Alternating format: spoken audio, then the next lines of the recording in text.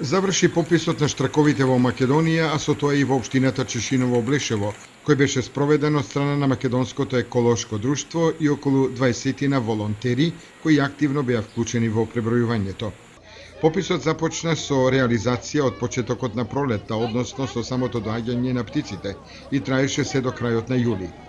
Од пребројувањето е покажано дека во Македонија има 817 активни гнезда на штркови, во кои живеат вкупно 3661 штрк. Според пописот, штрковите во Кочанското поле се најгусто населени со повеќе од 2 штрка на квадратен километар, а само во општината Чешиново-Блешево се пребројани над 70 активни штркови гнезда. Од општина Чешиново-Блешево, односно во Чешиново, е забележано и најголемото штрково гнездо со 3,2 метри.